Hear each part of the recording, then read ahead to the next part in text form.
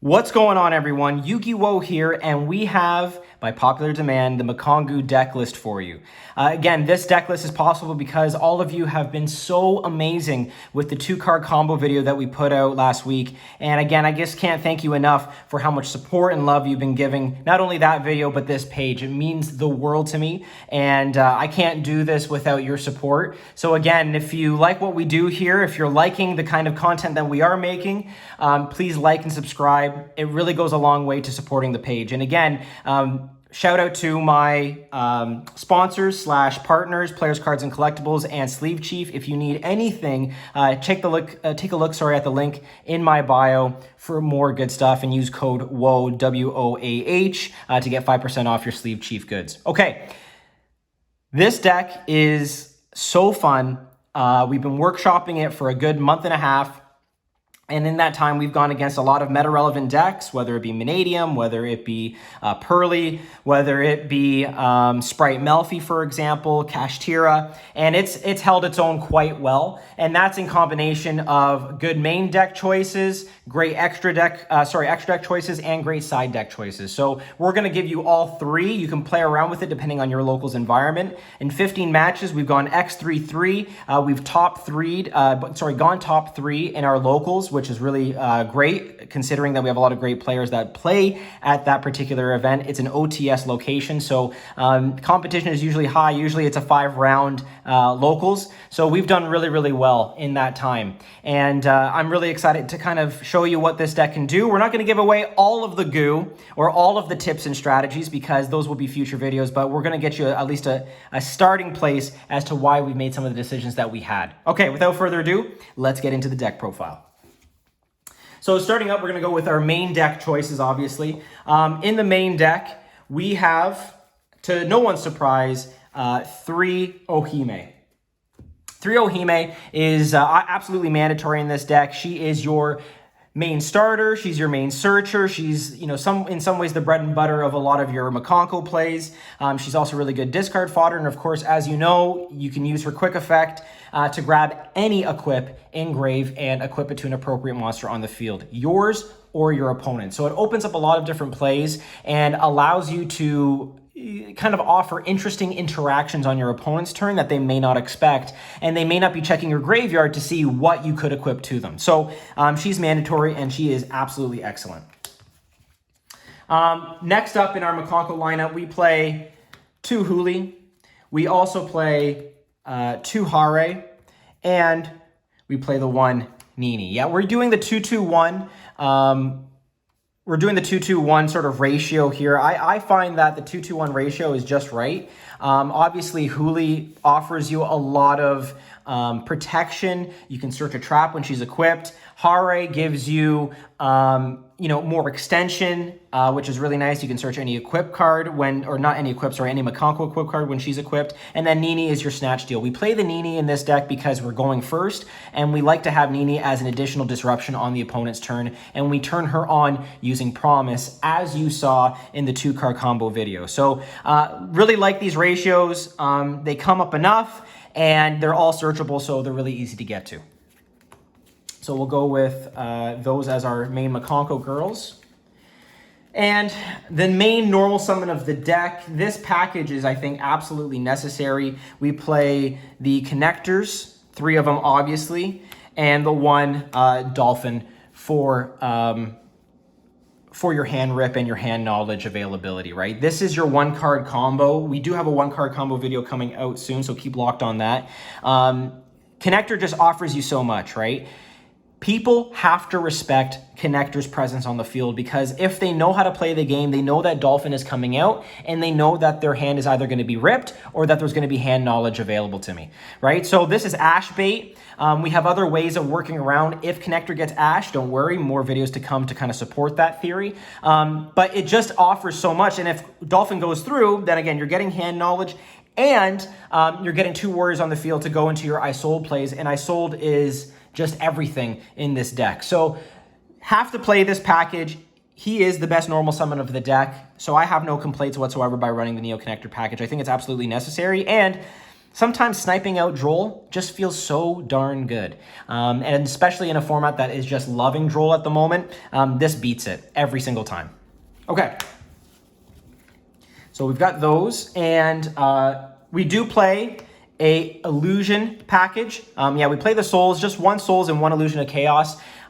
There's a few different reasons why we do this little package. One, it gives you an alternative search target if you already have Ohime in hand and you have preparation of rights. So you grab illusion of chaos, which is really good. Two, souls usually baits out an Ash because nobody wants you to +2 after discarding some equips that you don't need anymore. So that's really nice. And three, it's an additional body to go into anything that you like, whether it's link plays or some certain synchro plays in this deck are available to you. I really like it because it also opens up Selene access, which means you can go into access code talker. So there's a ton of different options available to you using this small package. And again, it's just more gas, and this deck is all gas for you to keep pushing through plays, keep pushing through interruptions, and constantly making your opponent question, should I Ash that or should I hold it? And by that point in time, it may be too late.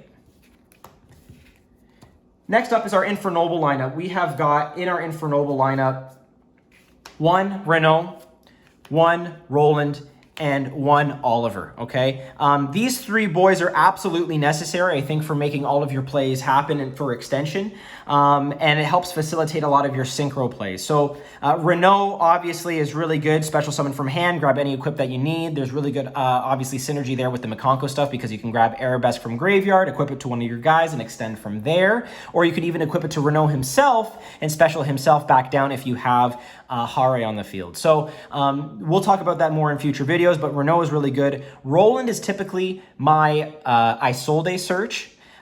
We don't use Roland typically in our first turn. Where we use him is on the second turn because he is a quick effect equip card from hand. So it turns on all of our Mikanko girls going second or waiting for our opponent to play. If we get evenly, we can go Roland on our Nini, and that turns on Nini for an additional disrupt on main phase 2, which is really good. And what I really like is the hidden synergy between Roland and Ohime. And I'll tell you how that works. Typically, if Ohime is left on the field, we will bounce her back in the end phase, but before she bounces back to hand in end phase, what you can also do is equip Roland to Ohime. Ohime will bounce back, and then Roland will fall off into the graveyard, therefore triggering his effect to search any equip spell or any fire warrior monster in your deck. So you can look for your double-edged sword if you want that clapback response. You can look for an Arabesque if you want another Mikanko on field. You can look for any equip that you'd like that will help you play and extend, especially, again, if you're surviving turn 1, or turn 2, sorry, and in a lot of cases we are. And then finally, we have Oliver. Oliver is the one that I am typically pitching my equips for to search off of or to summon off of Isolde. As you saw in the 2-card combo, Oliver can facilitate level 10 plays, and there's even some spicy sort of plays that can be made by using him and a Mikanko girl to make a level 7, and we'll get into what that actually looks like in a second. But yeah, we love the Infernoble cards. It's a small package, but it does a lot. All right, here comes the goo aspect. This is a card that has been absolutely slept on. Nobody knows about it. Nobody knows what it does, and people are often surprised when I summon it. That card is Dimensional Allotrope Varus. This is a card that came out as a, not exclusive, but as a card that came out in the Photon Hypernova set. It's just a really, really nice card. And the reason why is because it's a level 1 Psychic Tuner. Okay, it's an E-Telly target, and in case you didn't know, E-Telly is back to 3. So that is instant access right there. It's a tuner, so you can make Herald with him and any one of our Mikanko girls, and its effect is incredibly important because essentially what you can do with this card is declare 1 monster type and 1 attribute. This card becomes that type and attribute until the end of your opponent's turn. So, and I don't want to go into it too much because we have a video dedicated to using him in coming, I think in the next couple of weeks or so, maybe even less than that. If your connector gets negated somehow and connector is left on field, it's all good because you can special summon Allotrope Varus with E-Telly, call it a Fire Warrior, and you can make your Isolde from there. So there's so many contingency plans in this deck. There's so many ways to push through negates and interactions that you're just able to consistently get to where you need to go in order to make your plays go off. So Allotrope Varus, check your bulk because it's probably there and it's a really good card. All right, next we'll go into some of our Mikanko spells. We play the 2 ceremony. 2 is just enough. You don't need 3. 1 is too little. Obviously, this helps cheat out Ohime. And more importantly, you get graveyard effects off of this too by pitching any Mikanko card to your graveyard with this in there, right? So it helps if you want to send Rondo, use Ohime to steal an opponent's card during the battle phase. That's really nice. Obviously, you can send Mayo if you already have Huli in the graveyard, or vice versa. So there's a lot that you love about the ceremony cards. Of course, we play the best equip in the deck, which is 3 Arabesque. Yeah, 3 is mandatory as well. It just does so much. It obviously extends your plays. It bounces your opponent's monsters if you want to, bait that interaction. And it also can facilitate some really good going first combos as well with your Infernoble stuff. Again, we'll get into that at another point in time. But we play 3 really, really good card. We play the 1 Mayo Ishidori, the 1 Fire Dance, and the 1 Rondo. I like 1 of each. There is an argument to be made to maybe playing 2 Mayo or 2 Fire Dance, but not 2 of both. Right now, I like 1 of each. Hasn't come up where they've been banished and I've really missed them. Mayo is fantastic in terms of that graveyard recursion, but also don't forget that Mayo bounces an opponent's card during the damage step. So that can really just get rid of a problematic card. You swing into a huge noir a couple times with a couple of your girls and then bounce it back to hand. In this case, the extra deck with Mayo, it goes a long way. Fire Dance gives you that recursion. We are looking for Fire Dance usually off of Hare once we have Hare equipped, just to, again, recycle bodies that are in the graveyard. And of course, Rondo is your Snatch Steal. That is searchable in this archetype, which is really good. For the traps, we play the 1 Rivalry and the 1 Promise. I like Promise a lot because we play Nini. I understand people wanting to cut it.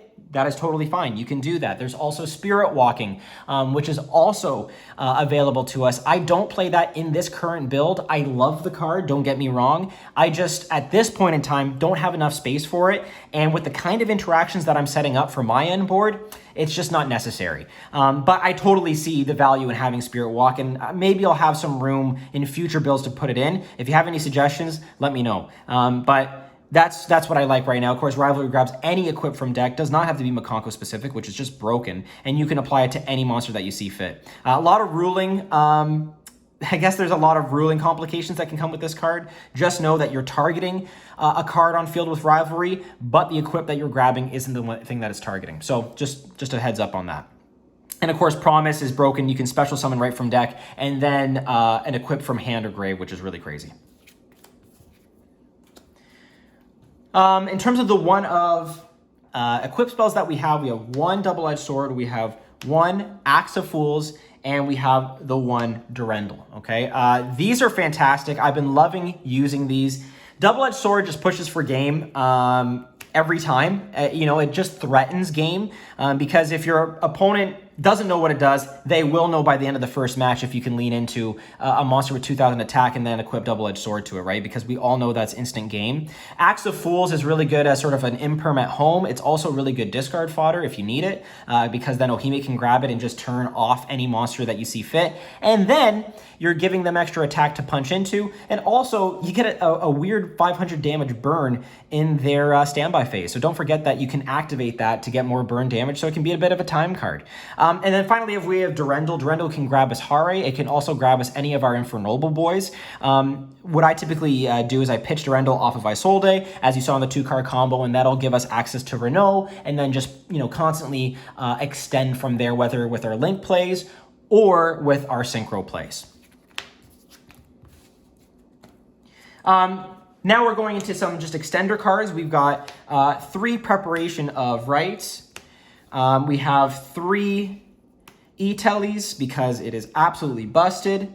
And then we've got the 1 Rhoda here, okay? So I really like all of these. These are really nice. Of course, Preparation of Rites, it gets you into your Ohime, so that gives you 6 copies of Ohime. It also gets you into your Illusion of Chaos, which again is really nice because if you have Preparation of Rites in hand and you have Ohime already, you can look for the extension in IOC.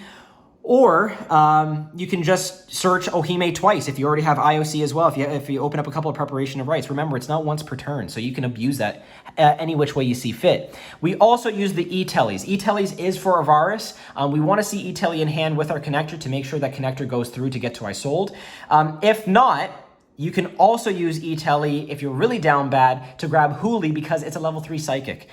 So you can bring out Huli using emergency teleport, link it off, bring it back with Maya Wishidori Engrave, and you can just play from there. And it ignores its whole condition of banishing in the end phase because it's a new card once you bring it back from grave. So that's really nice. And of course, Rhoda is Rhoda. We use Rhoda to get our connector or any missing warrior that we need in our hand. But I love these ratios right now. Don't think I would change them. They all come up at one point or another. Of course, more consistency cards. We do play 3 Pot of Prosperities. Pot of Prosperity is good in this deck because we don't care about having our damage. We're going first normally anyway. So for us, it's all good. We do utilize the extra deck, but there is some wiggle room in terms of what we can discard from it, or I should say banish from it. We do have 3 to 6 openings that, can really help us push for game, depending on what the board state is and depending on how and when we want to use Pot of Prosperity. There could be opportunities where Pot of Prosperity is just simply used as interaction bait, right? We know that they might have an Ash Blossom in hand. That's fine. Let's fire up Pot of Prosperity and let's make sure Ohime goes through, right? So, in that case, it's just more gas, more interaction, more gaslighting your opponent into thinking you don't have a whole lot, and then you pivot and you completely turn the game around in your favor. Finally, we have our defensive cards. Again, this is an all-gas build. I don't play any hand traps, but what I do play is 2 triple tacks and 1 Harpy's Feather Duster. These cards are insane. Feather Duster is just great in the rogue matchups where you don't know if they're going to be playing back row or not, and you can just blow them out that way. It's also, again, really good when you have Harpies and Lightning Storm, because we do play Lightning Storm in the side deck, because then you can go Harpies, they can negate the Harpies, and then you go Lightning Storm and still get rid of their back row, which is really nice. We go Triple Tactics Talent because everybody's on hand traps this format. Droll is a big problem. That's okay, because if they hand trap our connector, we're still going to look at your hand, brother, because we got Triple Tactics Talent. So one way or the other, we're ripping cards from hands, and we're extending if we need to draw cards. So I really like it. It's also really good too to steal an opponent's monster. It happened once where I was up against a player that put down Baguska. They utilized another monster effect on my turn. It might have been a hand trap, I don't know. We took his Baguska with Triple Tactics Talent. We overlaid it with our Ohime for Sheridan, and then we went Zeus, and that was it. So, at the end of the day, these cards right now are very meta reliant and very meta specific, but I think they're just so necessary for just defensive plays moving forward. And I wouldn't bump this up to 3. I think 2 is just enough. I see it when I need to see it. Okay, now moving on to the extra deck. So the extra deck is kind of a toolbox of a lot of different things that you can play around with, but I think are pretty standard for the most part. There might be a little bit of flex space somewhere in here, and I'll tell you where when we get to that card. But first and foremost, we start off with Herald of the Arclight. This card does it all. It searches you Ohime, it's an Omni Negate, it's a little mini Macrocosmo, which is really good against certain matchups. It's just, it does so much for you, and you can easily make this with your level 1 tuner and, of course, a Mikanko girl. So highly recommend using Herald of the Arclight. We also play Shooting Riser Dragon. Why do we play this card? Well, sometimes you're up against matchups that aren't as favorable to you. One being the Fluanderese matchup. So what we do, we play Banshee and Zombie World in the side deck. And what we'll end up doing is going Oliver with a Mikanko girl to make a level 7, and then Shooting Riser Dragon to send Banshee. And then in the opponent's draw phase, we go Banshee effect, activate Zombie World, and they are cooked. So that is why we have Riser Dragon here. It's just really good follow-up. Another cool thing that you can do with Shooting Riser Dragon, if you just have like an awkward hand or some awkward plays, is you can go Shooting Riser Dragon, sending Ohime, turning this into a level 1, and then synchro summoning on your opponent's turn with a Mikanko girl to make a Herald. So that's another opportunity, and as a result of that, you could play 2 Heralds. You could definitely get away with playing 2 Heralds. That wouldn't be an issue, but Shooting Riser Dragon does a lot for us that way. Next up, we have, of course, Barone. Barone is Barone. Omni Gates are really nice. Popping a card's really nice. We love Barone. And it's easy to make, again, with Oliver and our level 6 Ohime. Okay, in terms of links, we've got Salomon Gray Almirage. Almirage is really good. Sometimes you need to normal summon your Mikanko girls, link them off, and then bring them back with Mayo Wishidori or Fire Dance. Just to get more going with your extension in your plays, or to bait out interactions with Almirage, okay? So I like that as a normal summon alternative. We have the Heart and Soul of the deck. You could also arguably bump this up to 2. Isolde. Isolde is really, really good. Obviously, if you resolve Isolde, you're usually winning the duel, I would say. You're usually winning the match, just because you can plus by getting a search, getting your roll in for the clapback, you're plussing by sending equips to grave, and then going off from there. I mean, you guys have seen that 2-card combo. Isolde just does so much. So although she is your biggest choke point, she's also your biggest winning game turning point as well. So this deck, I like to consider, not only is it all gas, but it is Isolde Turbo. Almost every hand that you have can get you to Isolde one way or the other. We play the IP because IP is a really good link too. Again, you saw in the 2-card combo how we can make a 3-negate Apo out of IP. Again, sometimes also you can get enough Mikanko girls on the board to make an IP, bring one of the Mikanko girls back, and then you still have interaction on the opponent's turn to steal a card and then turn it into like a level 3 generic, okay? A link 3 generic. It's just up to you. We do play Ferocious Flame Swordsman. This guy just helps you link climb into Isolde. Sometimes you have 2 disparate cards and you need a warrior on the field. Ferocious Flame Swordsman will do that. It also has the added benefit that if it gets destroyed by battle in battle phase, and sometimes the game state is really such that you can only put this guy up, and then it gets sent to grave, you can bring back a Hare or one of your Infernoble boys. And hopefully survive the next turn to then synchro summon or link play from there. We then also play Barricade Board Blocker. Yeah, this card is extremely good. 2 monsters with different names is all it takes. You can use this as a discard outlet, as sometimes what tier players do. So if you need to unbrick a hand, you can do it with that way. Maybe get a ceremony out of your hand and put it into the graveyard. You can do that with Barricade Board Blocker. But more than that, face-up spells you control cannot be destroyed by your opponent's card effects. End phase, stop, period, however you want to determine it, they can't do anything about it. And what I really love is sometimes doing this. And, again, we're going to talk about this in an upcoming video, but we can bring Arabesque from Ohime from Graveyard, or use Ohime's effect to bring Arabesque from Graveyard, equip it to Barricade Board Blocker, and it creates this really interesting lock where your opponent can't interact with either of them. Why? Because Barricade Board Blocker is protecting Arabesque from being destroyed by card effect, but guess what? Arabesque is also protecting Barricade Board Blocker from being destroyed by card effect. So it creates this really interesting loop, or this interesting lock, that your opponent almost has to go into battle phase to force this card out. And if they go into battle phase with just, a mediocre board and you can survive it, you're good, because that means you survive next turn, and then you're good to search your double-edged sword and swing into them and make it game.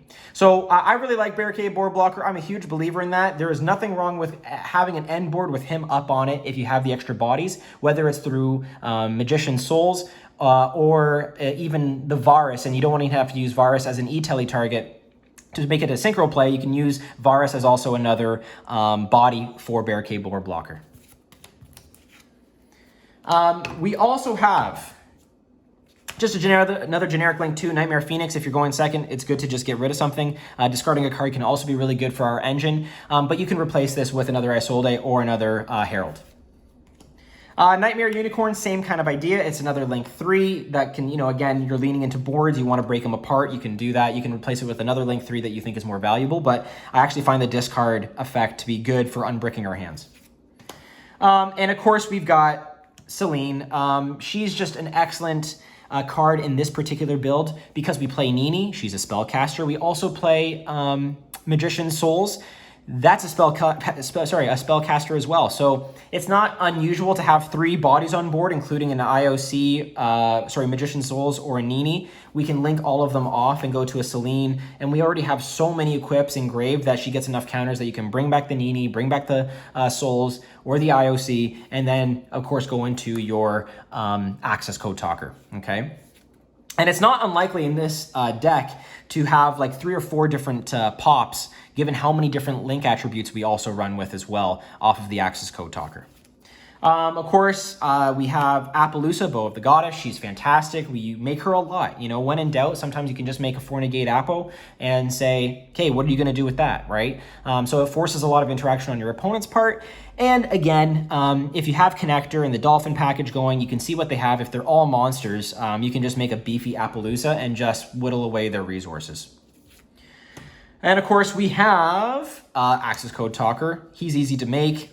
We can make him, so why not make them? Why not make him?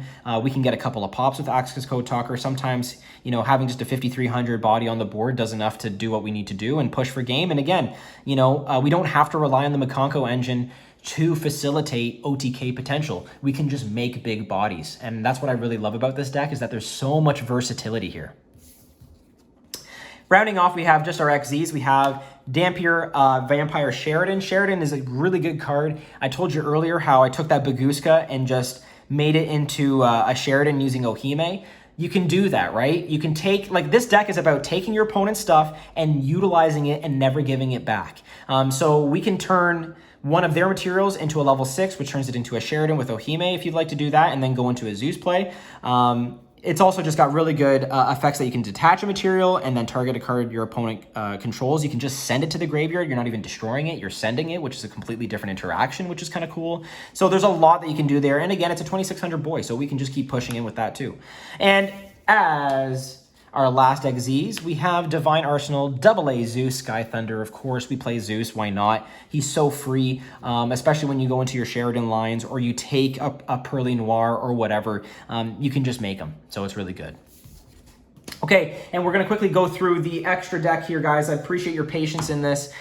We've got 3 Kurakaras. This card in this format is just busted. When you're going second, you can side out your going first cards like your Connector package, bring in Kurakara, and again, just try and whittle through all their interactions and then drop a Kurakara on them and push for game and steal like a Barone in end phase. Like, it's so free. It's really easy to make, and I really enjoy it. We also play Metal Silver Armor in this build. Again, if you equip it to Huli, some of you already know this, they can't target anything. Any monster in their banished, in their hand, in their graveyard. Not available to them because Huli knows, you know that with Huli you can't target any Mikanko cards. With Metal Silver Armor you can't target anything. So equip it to her and it's pretty much a free game against like, sometimes Fluanderees, but most of the time it's like D-Link and Rika. So that's why we do that. We play 2 Nib. 2 is good. Again, you can make a big token, bash into it against Mid-Adium players or combo decks that are really heavy this format. You can drop a token, and just interrupt their plays and then go from there. We also play 2 D-Barrier because you kind of need to with XZs and some branded matchups running around. Branded is gaining more popularity. Like, it was already popular, but it's gaining more attention now with the Chimera build. So we don't use Fusion, so we can call Fusion, and that usually skips their turn. We also, like I mentioned, play the Banshee package. We have the 1 Banshee, the 1 Zombie World. This is a really, really impactful sort of turn ender for Flu, and we facilitate that with our Shooting Rising Dragon. We also have the Bistio package with just 1 Druid Swarm and 2 Mags. This really just adds more interaction. Again, it's really good against Branded, really good against Math Mech. You know, you just snipe something from grave, put an extra body on board. You can either use the body to attack, or you can bash into something that's bigger and send it that way with Druid Swarm. Or you can link it off and do more Appo plays or whatever you feel is right for that appropriate situation. So, you know, the whole purpose of this deck is just to kind of read the situation, use some of your game sense, and just, you know, make your plays based on that. And then finally, we have our 2 Lightning Storms. Again, this coupled with 1 Feather Duster is just insane. What's also really cool is you can take out back row with Feather Duster. They sometimes may not feel that that's impactful, but then you have to force an interaction when you go Lightning Storm, call front row, and that Baron has to do something. So usually it negates that, and that baits out the Baron, which also gets you Kurakara access, and then you can just, you know, push from there, right? What I love about this deck is that it is just so much recursion, so sticky. You can, you know, start your second turn with like 3 cards in hand, and then you just keep pushing from there. I love it. I really, really love it. Again, we've been workshopping this deck for a little while now, and I'm really, really pleased with how this build has come along. So that's going to be it for this deck profile, guys. If you have any questions at all, feel free to comment them in the drop box below, or sorry, not the drop box, my bad, the comment box below. You know, we're going to make sure that we keep cooking with this. I really think that there's a lot of potential here. I've got other builds with Mikanko in them that I think could prove to be very, very impactful. But, you know, for the time being, I'm just really loving how sticky and recursive this engine is. And, you know, you can make really good boards going first. You can break boards naturally with the Mikanko engine going second. You can interrupt a whole ton of stuff as well from your opponent to keep pushing through different boards. So it's really resilient, and I really, really enjoyed it. But again, if you like this video, please hit subscribe. It really helps the channel, helps me out, gives my sponsors and partners some hope and motivation that I'm going to keep making this stuff. So it really goes a long way. If you could spread the word, that would just be, it would mean so much. Let's make Mikanko more than just a one-trick pony. You know, let's make it something that people can really take seriously as a combo deck, and let's keep pushing. So with that being said, guys, this is Yugioh here on the YouTube channel. If you like all my stuff, check out the links below in the description box, and we will see you soon.